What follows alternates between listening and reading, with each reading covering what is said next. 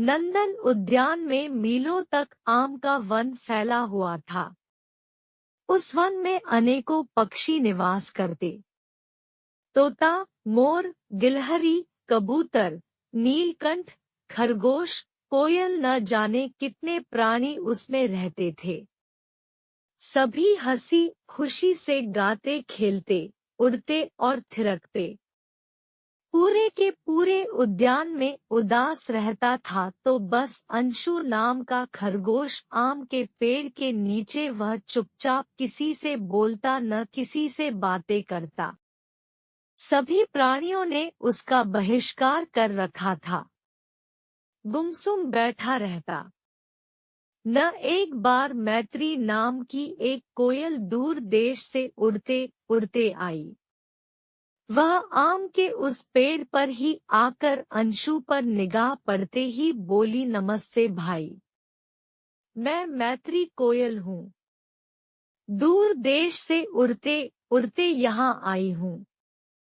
रुकी, जिसके नीचे अंशु का घर था। अंशु ने उसकी ओर आंख उठाकर भी न देखा। नीचे निगाह करके ही बोला, रहोगी यहाँ कुछ दिन? हाँ, अभी कुछ दिन तो हूँ ही। इसके बाद अंशु ने उससे एक भी बात न की। चुपचाप अपने काम में लगा रहा। मैत्री को यह बड़ा बुरा लगा। एक अपरिचित से कुछ तो बातें करनी ही चाहिए। दूर देश से आए थके यात्री से कुछ तो उसकी जरूरत पूछनी ही चाहिए थी, पर अंशु में तनिक भी शिष्टाचार न था। मैत्री को तेज प्यास लगी थी, अतएव वह इच्छा न रहते हुए भी बोली, क्या यहाँ कहीं पानी मिल सकता है? अंशु बिल के अंदर गया, एक हाथ में पानी और एक हाथ में खाना लाया। पानी देने के बाद बोला, भूखी होगी, लो खाना भी खा लो। पानी का खाली बर्तन उठाकर वह फिर बिल के अंदर घुस गया। मैत्री समझ गई कि खरगोश का दिल तो बुरा नहीं है, पर इसमें बोलने का शिष्टाचार नहीं है। मैत्री अब नंदन उद्यान में ही रहने लगी थी। उसने देखा कि अंशु से कोई पशु पक्षी बात करना भी पसंद नहीं करता। वह खुद किसी से मिलना जुलना नहीं चाहता था। कोई उसके घर आया तो वह इधर-उधर छिप जाता या फिर बच्चों से कहलवा देता कि पिताजी घर में नहीं है। पत्नी बच्चों से भी वह प्यार से बहुत कम बातें करता।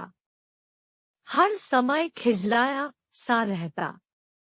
एक बार अंशु की पत्नी बच्चों को लेकर मायके चली गई। घर में रह गया अंशु। एक दिन अचानक ही उसको तेज बुखार आ गया। रात भर वह बिल में पड़ा कराता रहा। जब वह सुबह भी घर से न निकला तो मैत्री सोचने लगी कि जरूर अंशु बीमार पड़ गया है। पहले तो उसने सोचा बीमार है तो रहने दो, ठीक से सीधे मुंह बात तक तो करता नहीं। हर समय न जाने क्यों मुंह फुलाए रहता है। पर दूसरे ही क्षण अपने आप को इन विचारों फिरका के लिए धिक्कारते हुए कहने लगी कि यदि बुरे के साथ हम भी बुरा करने लगे तो हमारी सज्जनता मूल्य भी क्या रहा। बुरे को बुराई से नहीं, अच्छाई से ही सुधारा जा सकता है। मैत्री अंशु के घर गई तो पाया कि वह तेज बुखार से तप रहा है। शरीर के दर्द से छटपटा रहा है।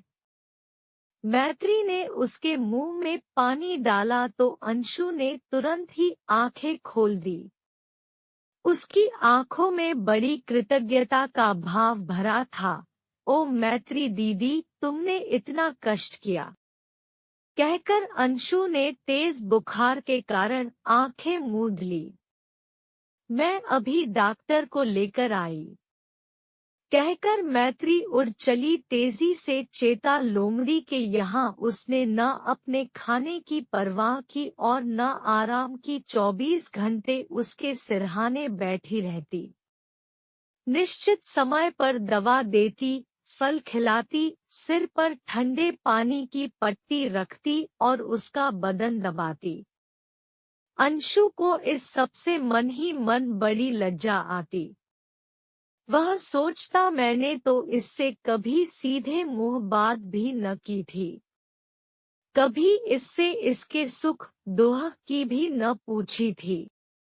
फिर भी यह मेरी कितनी सेवा कर रही है, यह सोचकर उसे अपने ऊपर बड़ी ग्लानि आती। चेता लोमड़ी द्वारा नंदन उद्यान में सभी को अंशु की बीमारी की बात पता चल गई थी, पर कोई उसे देखने तक न आया। एक दिन उससे न रहा गया। वह मैत्री से कह ही बैठा, दीदी मैं इतना बीमार रहा, फिर भी कोई पशु पक्षी मुझे देखने न आया। तुम न आई होती तो मेरे प्राण ही निकल गए होते। बुरा न मानना अंशु भैया, एक बात बोलूं? मैत्री बोली, हूँ। अपने कान हिलाकर गर्दन टेढ़ी करके उसने स्वीकृति में सिर हिलाया। क्या तुम भी किसी के सुख दुख में भाग लेते हो? मैत्री पूछ रही थी। नहीं तो, धीमे स्वर से पुतली हिलाकर अंशु बोला। तो फिर दूसरों से कैसे उम्मीद करते हो कि वे तुम्हारे दुख दर्द में साथ देंगे? गंभीर बनी मैत्री कह रही थी, बुरा न मानना भाई, जो किसी से मिलना जुलना नहीं चाहता, दूसरों के आने पर मुंह लटका लेता है, घर में छिप जाता है, ऐसे मनहूस से कौन संबंध रखेगा? हम किसी को क्या दे सकते हैं, पर हम मीठी प्यार भरी वाणी से सभी का मन जीत सकते हैं। चुप्पी और कठोर बोली छोड़कर मीठे स्वर में सभी से बातें करो, फिर देखो कौन तुम्हें नहीं चाहता। जैसा व्यवहार तुम करते हो उससे न तुम्हें सुख मिल सकता है और न दूसरों को। दूसरों से वह व्यवहार न करो जो तुम्हें अपने लिए पसंद नहीं। आज पहली बार किसी ने अंशु को इतने खरे शब्दों में उसके व्यवहार की कमी बताई थी। यह सुनकर उसकी आंखें खुल गई थी। ओ, तो मेरे रूखे व्यवहार के कारण सभी मुझसे दूर रहना चाहते हैं, वह मानो अपने आप से कहने लगा। और क्या, दिल से तो तुम बहुत अच्छे हो, पर दिल की गहराई तक झांका कैसे जा सकता है? मन में क्या है, यह व्यवहार से ही तो पता लगता है। मन को अच्छा बनाओ और व्यवहार को मीठा, फिर देखो सभी तुम्हें सिर माथे पर बिठाएंगे। मैत्री ने कहा, मैं कितनी गलती पर था, अपनी गलती जल्दी ही सुधार लूंगा। मन ही मन उसने कहा और फिर सिर को खुजाते हुए कुछ सोचने लगा। अंशु जब ठीक हो गया तो उसने नंदन उद्यान के सभी पशु पक्षियों को निमंत्रण दिया। सभी आश्चर्य कर रहे थे कि किसी से कोई संबंध न रखने वाला अंशु आज इतना उदार कैसे बन गया। किस खुशी में यह इतनी मजेदार दावत दी गई है? चटखारे भरती हुई चंचल गिलहरी पूछने लगी। अपने ठीक होने की खुशी में यदि यह मैत्री दीदी न होती तो मेरे प्राण पखेरु उड़ गए होते। इन्हीं ने अपनी सेवा से मुझे जीवन दान दिया है।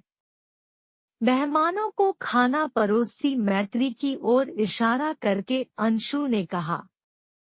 अंशु की पत्नी और बच्चे भी उसके स्वभाव और व्यवहार परिवर्तन पर बड़े खुश थे। वे इसके लिए मन में मैत्री कोयल को बहुत बहुत धन्यवाद दे रहे थे। कुछ दिनों के बाद मैत्री कोयल अंशु और नंदन उद्यान के सभी प्राणियों से विदा लेकर अपने देश उड़ चली। अंशु को उसके जाने का बहुत दुख हो रहा था। उसने मैत्री के ढेरों उपहार दिए, दूर तक वह उसे छोड़ने गया। 2 महीने बाद मैत्री को अंशु का पत्र संदीप कबूतर द्वारा मिला। उसमें लिखा, मैत्री दीदी, जीवन भर में तुम्हें भूल नहीं सकता। तुमने अपने प्यार भरे व्यवहार से मेरे जीवन की धारा ही बदल दी। तुम्हें जानकर खुशी होगी कि नंदन उद्यान के सभी पशु पक्षी अब मुझे बहुत चाहने लगे हैं। संतोष से कुहुक कुहुक कर उठी मैत्री। फिर वह अपने मन में कहने लगी, दूसरों को अच्छाई का रास्ता दिखाने में ही इस जीवन की सार्थकता है।